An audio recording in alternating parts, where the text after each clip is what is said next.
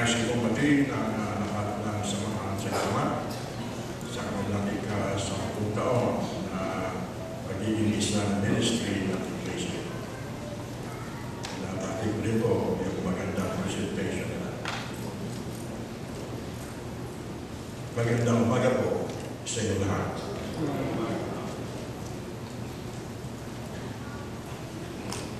Ang ikatlong bahagi, Part 3, na paksang looking back into the future. Ang pagtanaw pabalik sa mga bagay na dumarating na malapit ng mangyayari.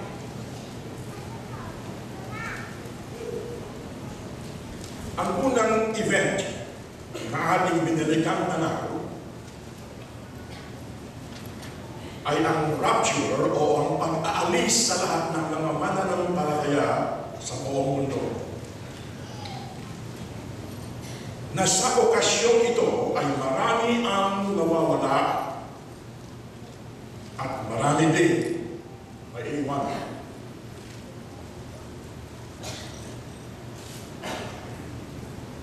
Ang pahayag mismo ng ating Panginoong Jesucristo sa panahong iyon, na may dalawang lalaking nagtatrabaho sa bukid, ang isa ay kukunin, ang isa ay maiiwanan. Meron din dalawang babae na nagtatrabaho sa bukid, ang isa ay kukunin, ang isa ay maiiwanan. Sa aking sariling pagkaunawa, base na rin sa mga salita ng ating Panginoong sa Kristo, ay mas marami ang maiiwanan kaysa sa mga mawawala. Ganito ang pahayag ng ating Panginoon ayon sa sulat ng Ebanghelyo ni San Mateo, Matthew chapter 7, talatang 14.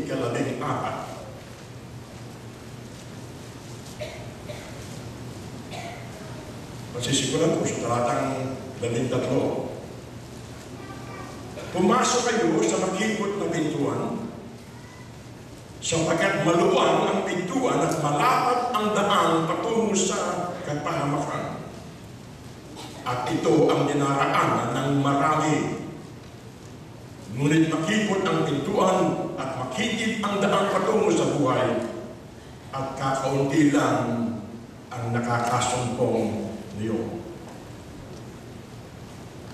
Gayon pa man, at ito isang malaking gayon pa man,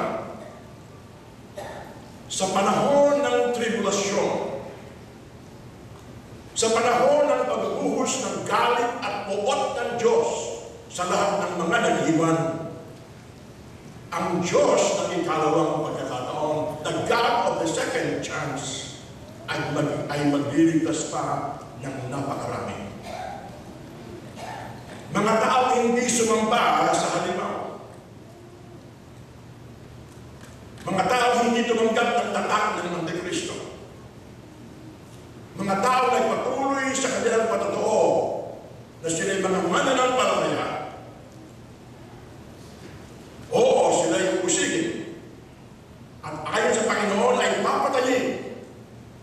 Subalit sila ay maniligtas.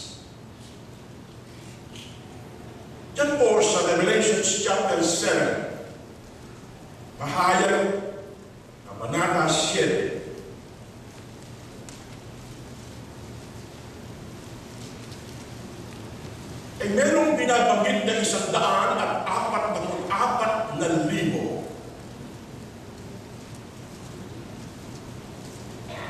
nang pasimula ng iglesia ni Manalo. Inaangkin nila na sila ito. Subalit nang sila'y dumami na ng dumami, hindi na nila ito inuulit na angkinin. Sapagkat po ito ay espesipiko at babasahin natin. Pasimula sa talatang 1. Pagkatapos nito ay may nakita akong 4 na anghel na nakatayo sa apat na sulok ng daigdig. Pinipigil nila ang apat na hangin upang huwag munang umihip sa lupa, sa dagat o sa alinang punong kahoy. Nakita kong umakyat sa gawing silangan ang isa pang anghel. Taglay ang pantatak ng Diyos na buhay. Humiyaw siya sa apat na anghel na binigyan ng Diyos ng kapangyarihan maminsala sa lupa at sa dagat. Huwag muna ninyong pinsalain ng lupa, ang dagat o ang mga punong kahoy. Hintayin ninyong matatakan sa noo ang mga lingkod ng ating Diyos. At sinabi sa akin ang bilang ng mga tinatakan, 144,000 buhat sa lipi ng 12 lipi ng Israel. 12 lipi times 12,000. Yan po nakasulat dyan, equals 144,000. Ito po ay mga Hudyo na kumilala na si Jesus na talaga ang Mesiyas. Na yung tinanggihan ng mga Hudyo 2,000 years ago, siya talaga ang anak ng Diyos. Sila ay ipapadala ng Panginoon dito sa lupa. 144,000 of them na puspos ng Espiritu ng Diyos, yun po yung tatak sa kanilang loob. At dahil po sa kanilang mga pangangaral, maraming mga naiwan ang kasampalataya. Maraming mga naiwan ang tatanggap kay Kristo bilang kanilang Panginoon at bilang kanilang tagapagligtas. Ito ang sinasaad ng talata, pagbuhat sa talatang 9. Pagkatapos dito'y nakita ko ang napakaraming taong di kayang bilangin, ni naman. Sila'y mula sa bawat bansa, lahi, bayan at wika. Nakatayo sila sa harap ng trono at ng kordero, nakadamit ng puti at may hawak ng mga paraspas. Sabay-sabay nilang sinabi, ang kaligtasan ay mula sa kordero at sa ating Diyos na nakaluklok sa trono. Tumayo ang lahat ng anghel sa palibot ng trono, ng matatanda at ng apat na nilalang buhay. Sila'y nagpatira pa sa harap ng trono at sumamba sa Diyos. Ang wika nila, Amen. Sa ating Diyos ang kapurihan, kadakilaan, karunungan, pahasalamat, karangalan, kapangyarihan at kalakasan magpakailanman. Tinanong ako ng isa sa matatanda, sino ang mga tao na kadamit ng puti at saan sila nanggaling? Hindi ko po alam, tugon ko. Kayo ang nakakalam. At sinabi niya sa akin, sila ang mga nagtagumpay sa kabila ng mahigpit na pag-uusig. Nilinis nila at pinaputi sa dugo ng kordero ang kanilang damit. Yan ang dahilan kung bakit sila nasa harap ng trono ng Diyos at naglilingkod sa Kanya araw at gabi sa templo niya. At ang nakaluklok sa trono ang kukup-kup sa kanila. Hindi na sila magugutom o mauuhaw. Hindi na sila mamibilad sa araw o mapapasok na anumang matinding init. Sapagkat ang kordero na sa gitna ng trono ang magiging pastor nila. Sila'y dadalhin niya sa nakabukal ng tubig na nagbibigay buhay at papahiri ng Diyos ang luha sa kanilang mga mata. Ito po yung hindi mabibilang na tao mula sa lahat ng bansa, sa lahat ng wika at sa lahat ng lipi, na maboborn again sa panahon ng tribulasyon. Bagamat na yun ay kukunti ang nakakatagpo sa tamang daan patungo sa buhay na walang hanggan, pagdating ng tribulasyon, sa pangunguna at kakangaral ng 144,000 na mga Hudyo, nakakalat sa buong mundo, mas marami pang maliligtas, mas marami pang kikilala kay Kristo bilang Panginoon at tagapagligtas. Ako po'y umaasa na sa kanilang naiiwanan, sila na mga hindi tatanggap ng tatak ng Antikristo, sila na hindi sasamba doon sa halimaw, ay makikinig sa kangaral ng 144,000 na ito at kikilala doon sa Kristo kanilang tinanggihan na talagang siya ang anak ng Diyos ang tangi at isa-isang tagapagligtas. Ngayong umaga, sa ikalawang event na mangyayari pag-alis ng mga mananampalataya sa pagkabon ng rapture. Ang event na ito ay tinatawag na the Judgment Seat of Christ. Ang hukuman ni Kristo o ang pagtayo sa harapan ng hukuman ni Kristo. Isa pang titulo sa event na ito ay ang pagkagawad ng mga gantimpala sa lahat ng mananampalataya na na-rapture. Ito po ay nakasulat sa ikalawang Korinto 5:10, 2 Corinthians 5:10. Na ganito po ang sinasabi. Sapagkat bawat isa ay haharap sa hukuman ni Kristo upang tumanggap ng kaukulang ganti. Yung kung kaukulang ganti ay isang salita doon sa gantimpala. Upang tumanggap ng kaukulang ganti sa kanyang ginawa, mabuti man o masama, nang siya'y nabubuhay pa sa daigdig na ito.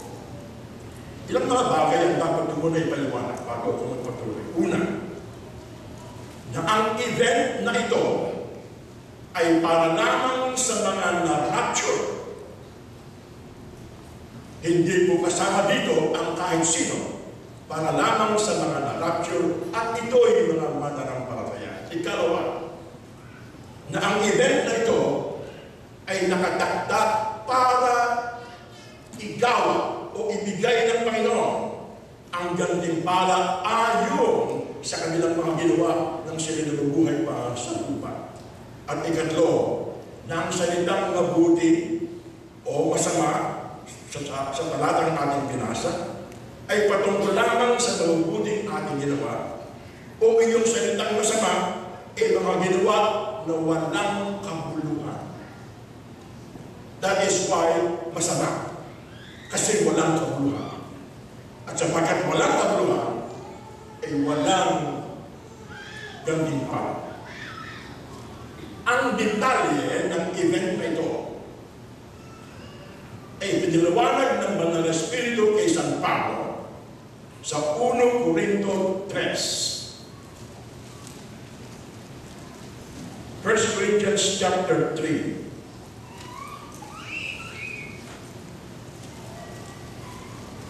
Mga kapatid, hindi ko kayo makausap tulad ng ginagawa ko sa mga taong nagtataglay ng Espiritu. Kailangan kausapin ko kayo bilang mga taong namumuhay ayon sa laman, mga sanggol pa sa pananampalataya. Binigyan ko kayo ng gatas, hindi matigas na pagkain sapagkat ito'y hindi pa ninyo kaya. At hindi pa ninyo kaya hanggang ngayon sapagkat nananay pa sa inyo ang laman. Meron pa kayong inggitan at alitan at iya'y nagpapakilalang makasanglibutan pa kayo at namumuhay pa ayon sa laman. Kapag sinasabi ng isa ako'y kay Pablo at ang iba ako'y kay Apolos, hindi pa tanda iyan na kayo'y namumuhay pa ayon sa laman. Sapagkat sino si Apolos at sino si Pablo? Kami mga lingkod lamang ng Diyos na kinakasangkapan niya upang akayin kayo sa pananalig kay Kristo. Ginagawa ng bawat isa ang gawain tinanggap niya sa Panginoon. Ako ang nagtanim, si Apolos ang nagdilim, ngunit ang Diyos ang nagpapatubo at nagpapalago. Hindi ang nagtatanim, ni ang nagdidilig ang mahalaga, kundi ang Diyos na siyang nagpapatubo at nagpapalago. Ang pagkatanim at ang pagdidilig ay kapwa manggagawa lang at bawat isa'y tatanggap ng gantimpala ayon sa kanyang pagtatagal. Kami parehong manggagawa ng Diyos at kayo ang bukidin niya. Ituloy po natin. Kayo rin ang gusali ng Diyos. Ayon sa kaloob ng Diyos sa akin, ako ang naglagay ng pundasyon bilang mahusay na tagapagtayo. Iba naman ang nagpapatuloy ng pagkatayo ng gusali. Ngunit maging maingat ang bawat nagtatayo sapagkat wala nang ibang pundasyon na maaaring ilagay liban sa nailagay na si Hesus Kristo. May magtatayo na gagamit ng ginto, pilak o mahalagang bato. Meron namang gagamit ng kahoy, dayami o pinagapasan. Makikilala ang uri ng gawa ng bawat isa sa araw ng paghuhukom. Sapagkat ang araw na iyon ay hahayag ng apoy na siyang susubok at maghahayag kung tunay na uri ng gawa at ng bawat isa. Kung ang tinayo sa ibabaw ng pundasyon ay manatili, ang nagtayo nito'y tatanggap ng gantimpala. Ngunit kung masunog, mawawalan siya ng gantimpala, gayon man, maliligtas siya, lamang ay parang nagdaan sa apoy. Gusto ko po malaman nyo na sa event na ito, wala nang tsansa na mayroong mapahamak. Lahat na na-rapture ay siguradong ligtas. The only difference ay mayroong tatanggap ng gantimpala at mayroong hindi. Katulad po ng halimbawa na ginanggit ni Pablo. Mayroong gumagawa na gumagamit ng kahoy, dayami at pinagabasa. Meron ding mga gumagawa na ginagamit ay ginto, pilak at mamahaling bato. Kapag ang tatlong ito ay dumaan sa apoy, yung kahoy, dayami at pinagabasan ay masusunod. Pero yung ginto, pilak at mamahaling bato ay mananatili. Yung mananatili ay bibigyan ng gantimpala. Yung hindi mananatili ay parang nasunugan. Ligtas siya, pero para siyang nasunugan. Alam po nyo, merong bahagi sa Biblia na bilang isang pastor, tagapagturo ng Biblia, matagal kong iniisip ko ano kaya ang ibig sabihin. Yung binabanggit ng Biblia, diyan pa rin sa Revelations, na sa panahon ng paghukom, merong papahiling lupa ang Diyos. Pero bakit nasa langit na, nasa itaas na, bakit may luha pa? Iisa ang dahilan. Kasi yung mga hindi tumanggap ng gantimpala, luluha sila. Marami silang mga regrets. Marami silang mga panghihinayang. Mga bagay na hindi dapat na ginawa, pero kanilang ginawa. Mga bagay na hindi nila ginawa, pero dapat pala bilang mga anak ng Diyos, dapat nilang gawin. Yun lamang mga gawa habang tayo nasa mundo ito. Mga gawa na kinasisiyahan ng Diyos, yun lamang ang malibigyan ng gantimpala. Mga ilang taon na po, nakakaraan nagkaroon ng sunog sa Villa Angela. Doon po sa karsada na aming tinitirahan. Nakalimutan ko yung pangalan ng karsada. Walang tao doon sa bahay na numusunod. Kaya kami na mga kapitbahay ang nagtulong-tulong para mailabas yung mga gamit sa bahay. Ano po niyo po, the first time in my life, nakabuhan ako ng isang malaking refrigerator. Kung paano ko yan nagawa, hindi ko alam. Pero mayroong isang lakas na nakatago sa katawan ng tao. Na kapag dumarating yung panahon ng mga emergency, yung lakas na yun ay dumarating. Nabuhat ko ang isang refrigerator.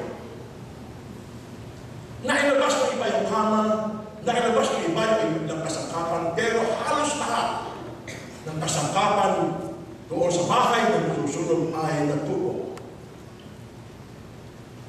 Nang dumating yung may-ari na nagkatrabaho sa Clark Airways. Ganun na lamang ang kanyang kalungkutan. Natural, bawat nasusunugan ay dinadagdag ng kalungkutan. Pero gabi-gabi,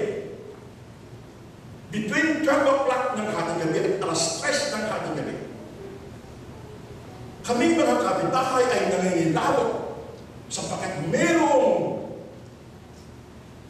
hindi po tama yung salitang umiiyak, merong tumataghoy.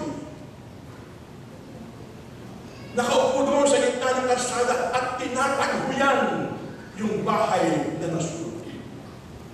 Ang sabi po ng Biblia, maliligtas sila, pero para silang nagdaan sa sunod. Luluha ang maraming mga na-born again Christian na mga na-rapture. Oo, na-rapture ka, pero wala kang nagtimbay. Oo, ligtas ka, pero wala kang tinanggap ng kahit ano.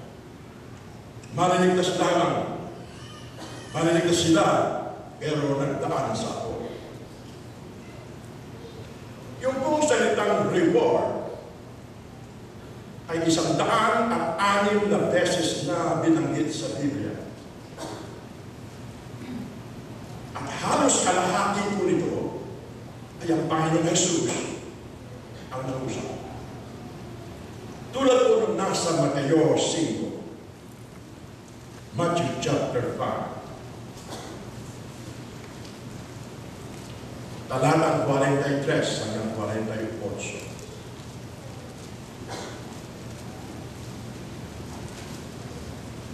Narinig ninyong sinabi, ibigin mo ang iyong kaibigan at kapuotan mo ang iyong kaaway.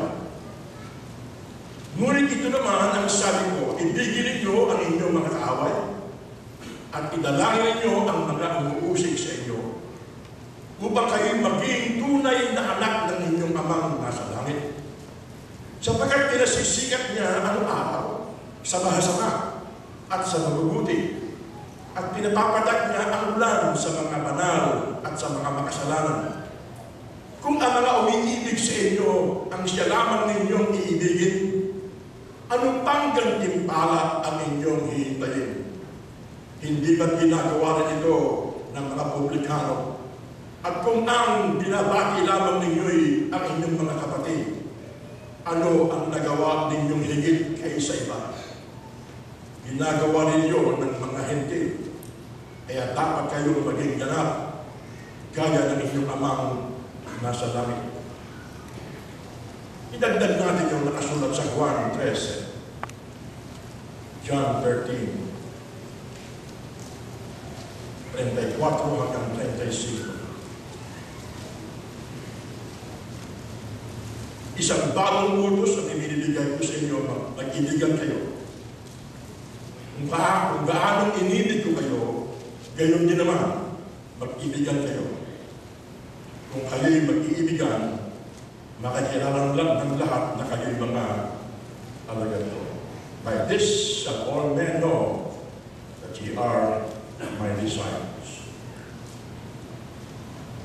Mga ilang buwan na nakakaraan, isang napakahusay na mag-aawit ng pangalan ng si Whitney Houston ang nagpaging popular sa awit na I will always love you. Questionable ang kanyang pagkamatay. Pero hindi yun ang nais kong bigyan ng pansin ngayong araw. Pinagtatalunan ng mga kaibigan at mga pamilya kung saan kaya siya iglesia dadalhin. Doon ba sa New York? Doon ba sa Hollywood, sa California? O doon sa church kung saan siya lumaki at kung saan siya miyembro ng choir, kung saan siya na-discover na isang mahusay na mga awit. Ang kapartner niya sa pelikulang The Bodyguard, si Kevin Costner, ay isa sa mga nagsalita sa kanyang libing. At ito ang kanyang sinabi. Her family decided to bring her back to her home church because it is in this church that she is loved the most, and she is loved the longest. Walang malay-malay si Kevin Costner na ang kanyang sinabi ay ang description kung ano talaga yung church. Kung ano talaga yung iglesia. Kung ano talaga yung inyong pinupuntahan linggo-linggo at dinadaluhan. It is in the church na ikaw ay mahal. Na ikaw ay totoong minamahal. Na ikaw ay mamahalin sa isang mahabang panahon. Saan ka pupuntang lugar o samahan na meron gano'n? Na mamahalin ka. Mamahalin ka totoo. At mamahalin ka sa isang matagalang panahon. Saan ka pupuntang mga asosyasyon?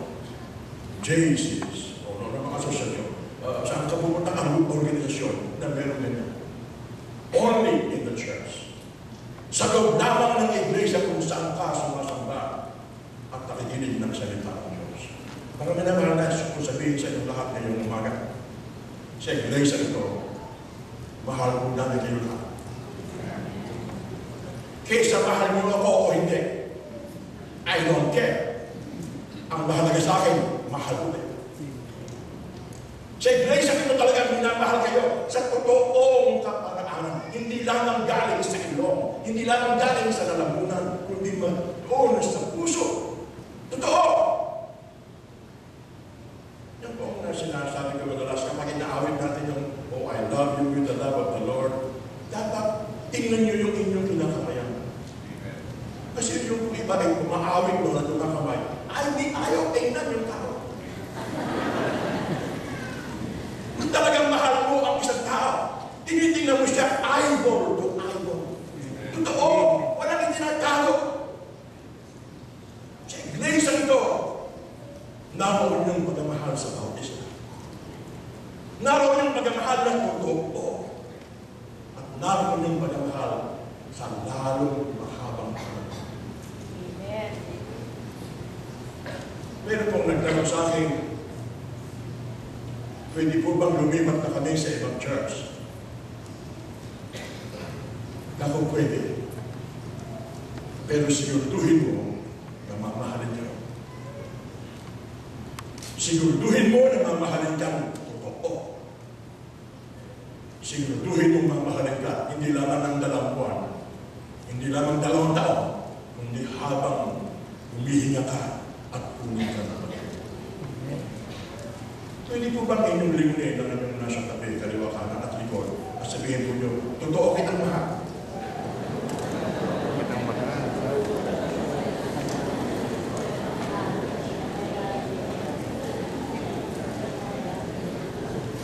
One more time, sabihin nyo, mamahalin kita sa matagal na panahon.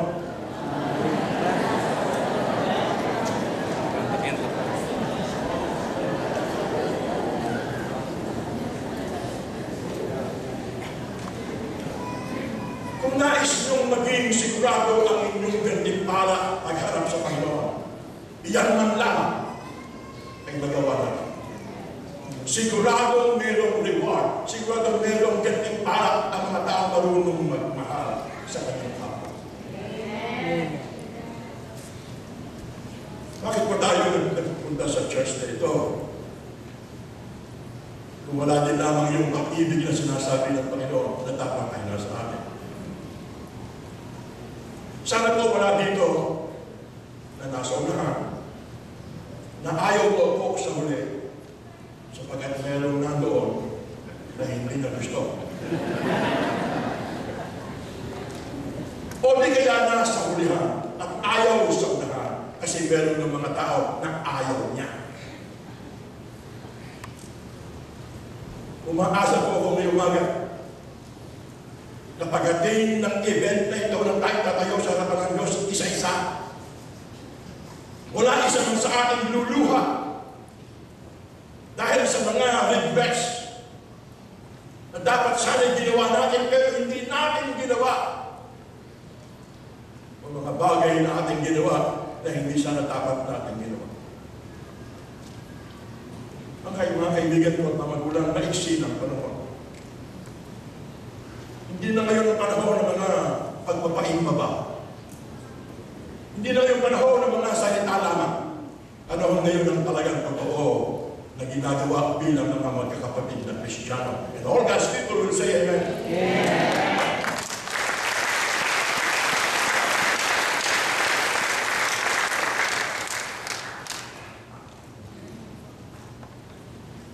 Isa pang talata sa Biblia, ang nais ko basahin natin. Mateo 6.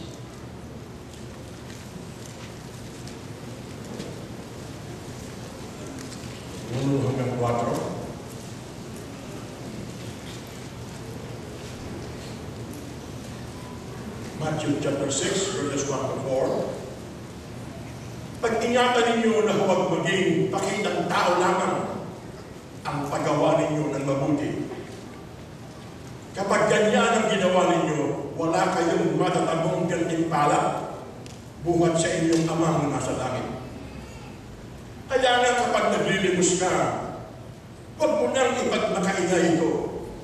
Katulad ng ginagawa ng mga mapagpaitbabaw doon sa sinagoga at sa mga lansangan. Ginagawa nila ito upang purihin sila ng mga tao. Sinasabi ko sa inyo, tinanggap na nila ang kanilang gantimpala. Ngunit, kung naglilimos ka, huwag mo nang ipaalam ito kahit sa iyong pinakamatalik na kaibigan upang malihim ang iyong paglilimos at gagantihin ka ng iyong amang nakakakita ng kabutihang ginawa mo ng lihim. Sa katunayan, meron po isang salitang Panginoon. Ang ginawa ng iyong kanan, huwag mo na ipaalam sa kaliwa. Magkamag-anak kami rin.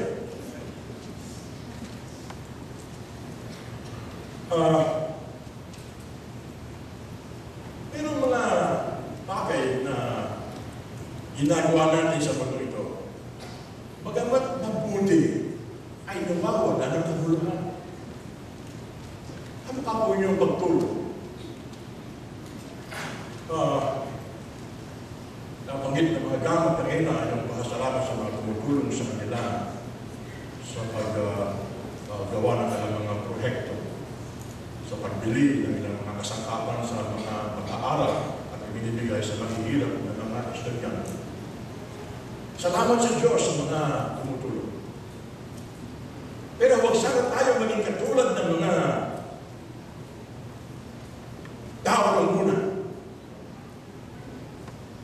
Na kapag sila'y nagbibigay, mayroong munang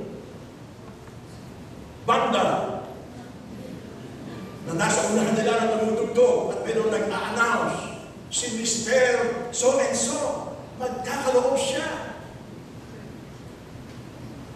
Naalala ko po, siguro hanggang ngayon, ito po rin ang kaugalian. Yung po mga upuan sa simbahan, o yung mga pader sa simbahan, may nakasulat po doon kung sino yung nagbigay. Nakaupo ka sa upuan na donasyon ni Mayor, ni Vice Mayor, ni kung sino-sino. Para bagay hindi maging magaan sa damdamin ng mga nagbibigay kung minsan na hindi sila makikilala. Ang sabi ng Panginoon, ang mga tao ganyan, meron silang gantimpala in the negative way. Pero nagbibigay na hindi pinapaalam kahit kanino, nagbibigay ng lihim na ang Diyos lang nakakaalam, meron silang tiyak na gantimpala.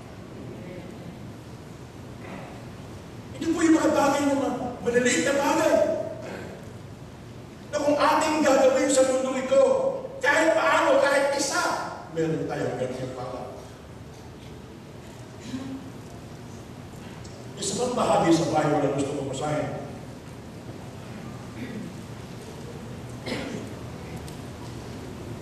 Ito po yung nasa Mateo 10. 40 hanggang 42.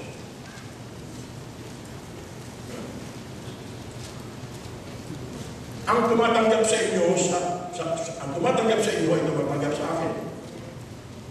At ang tumatanggap sa akin ay tumatanggap sa nagsugo sa akin.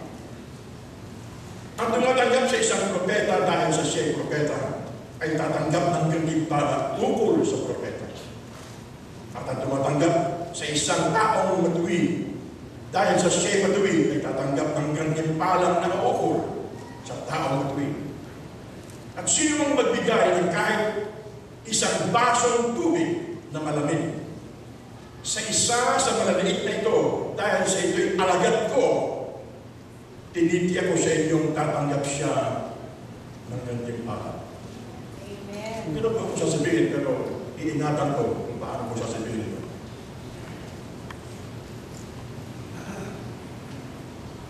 Unahin ko muna kung bakit iingatan ko kung paano sasabihin. Kasi ayoko po na maraming gumawa nito. Kasi po hindi po namin kayang ubusin. Titigil ko po siya. Araw-araw, may nagdadala sa amin ng pagkain. Kung wala kami, ibinibigay sa kwartya. Mga kwartya na buti naman, wala silang pinapapas. Mga pagkain luto na, alimango, higong, gatas ng kalabaw, sabaw ng niyog. Hindi ko po ito sasabihin baka mas marami pa ng bigay. Hindi po. Hindi na nga po namin maubos eh. Nahihiya naman kaming i-share na lang sa iba. Kasi baka mabalita yung kung ibinigay nyo, ipinaligay mo. Kaya kahit na mahirap kainin, sabi na bihis mo, tigilan mo na ka, hindi. Dapat makain na kayo. Baka mabalita ko sa nagbigay eh. Nagbigay pero hindi ko kunain. Kinakain ko kahit hirap na hirap na ako. Ang nagbibigay ng kahit isang basong tubig na malamig sa isang alagad ng Diyos, siguradong ganyan din pa.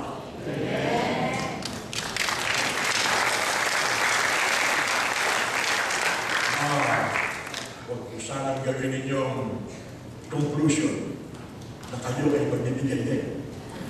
Huwag po. Ngayon pa lamang salamat sa lahat.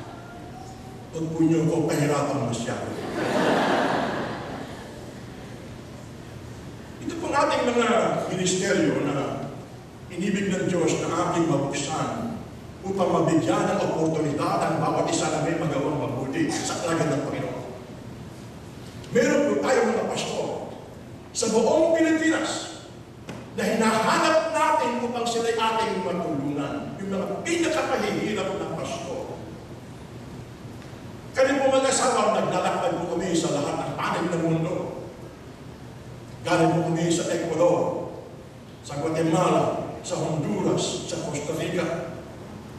At yung pong aming biyahe sa Russia ay hindi matuloy-tuloy sapagkat po mahigpit ang kaibahan ng requirements sa visa. Pero ito po isang pagkakataon na tayo makatulong sa mga lingkod ng Diyos. Wala pong anumang gawain sa buong mundo, walang anumang iglesia na mayroong ganitong ministeryo na hinahanap ang pinakamahihirap na lingkod ng Diyos at tinutulungan sila buwan-buwan. 2,000 piso buwan-buwan ang ating pinapadala sa kanila. Sa Amerika, sa South America, sa Central America, $50. Saan nagagaling po yung pera niya? Sa mga tao na makatulong. Wala po kaming supporter na mayaman. Puro mahihirap na. Ito pong dahilan kung bakit ngayong umaga ay nais kong i-announce. Tuwing ikatlong buwan, gusto ko pong kumuha ng special offering para sa mga pinakamahihirap na pastor.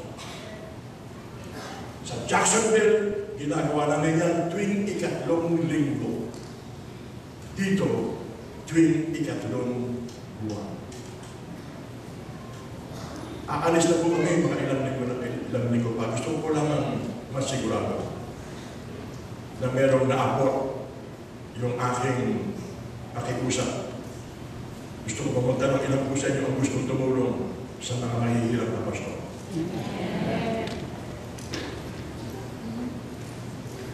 Kung meron po kayong kilala ng mga pastor na may hirap dito o malapit sa inyo, doon na po yung daling ang gatas ng halaman. Kasi po minsan, 24 na bote ng gatas ng kalabaw ang nasa 20. Medyo po nahihilo na ako sa nakikinom. I-share naman po natin sa iba na mga mahihirap na pastor. Siguradong mayroong gantimpala ang gumagawa kahit na sa mga maliliit na kapalapanan. Sana po sa ikatlong linggo ng bawat, ikatlong buwan ng bawat taon, kahit piso lang, masabi na ninyo pagharap sa Panginoon, Panginoon, nagbigay po ako ng piso para sa iyo mahihirap na lingkod. Huwag sana mayroong mga tuwin ng Panginoon, sorry po. Meron pong offering para sa mga mahihirap na lingkod, pero yung pong piso, hindi ko binigay. Kasi po, kailangan ko. Mga kaibigan sa panahon niyo, wala nang nangangailangan ng piso. Nadinig ko ba niyo ako? Nung araw ang mga barya na hindi na pinupulot, G5. Ngayon, kahit piso, hindi na pinupulot. Pero yung hindi na pinupulot, ibigay nyo para sa Panginoon at sa kanyang lingkod. At sinisigurado ko sa inyo, meron kayong tiyak na gantimpala. Sana pagharap natin sa Panginoon at hindi po maaari na ito'y malampasan ng kahit sino. Lahat tayo, metong, lahat tayo haharap sa Kanya at magbibigay sulit, magbibigay report sa mga bagay na ating ginawa. Mga kaibigan, gagawa ka din lamang na isang bagay na mabuti, yung gawa na lang na may pakita. Yung gawang katanggap-tanggap sa Diyos, hindi yung gawang pampakitang tao lang, kundi gawa na alam mo na gagaling sa puso mo at alam mo na kinasisiyahan ng Panginoon. Let's give the Lord a big hand.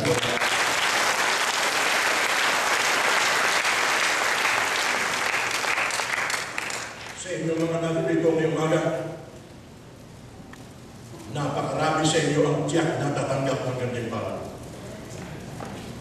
Pero meron din walang malatanggap. Ligtas sila, oo.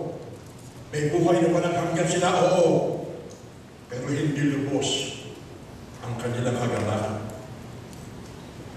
Sana po sa panahon ito ng ating paghahanda, magawa na natin ang lahat ng ating magagawa para mabigyan ng kasiyahan ng Panginoon. Salamat sa Diyos, hindi pa nagla-rapture. Nadinig ko ba niyo ako? Sapagkat kung nag-rapture na, wala ako dito. Ewan ko kayo. Pero ako sigurado ko, pag nag-rapture, wala ako dito. Sabihin niya po niyo yung salitang yun.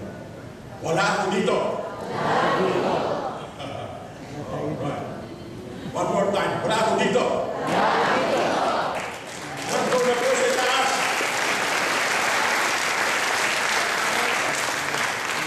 Salubong ako sa Panginoon at makakasama niya ng walang hanggan.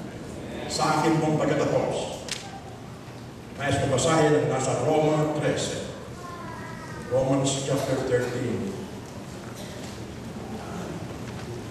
Pasimula sa talatang 8 hanggang 14. Huwag kayong magkakaroon ng sagutin kanino man.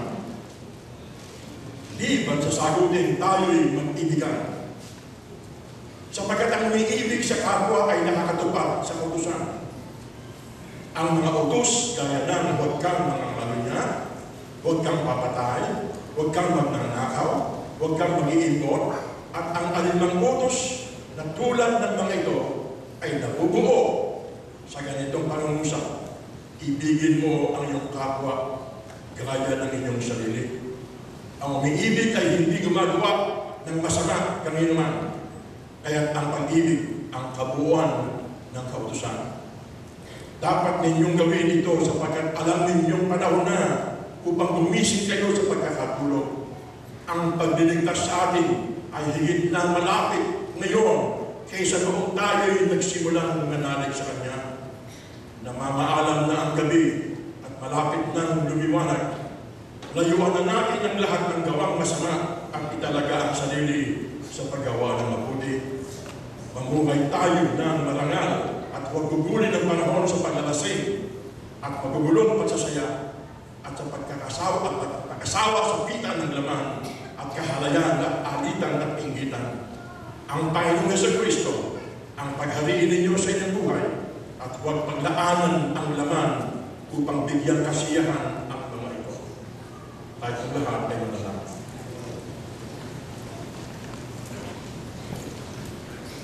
Salamat, Panginoon, sapagkat mayroong isang araw kaming malilingon kung saan namin nadinig ang magandang balita ng kaligtasan, kung saan namin tinanggap ang balitang ito.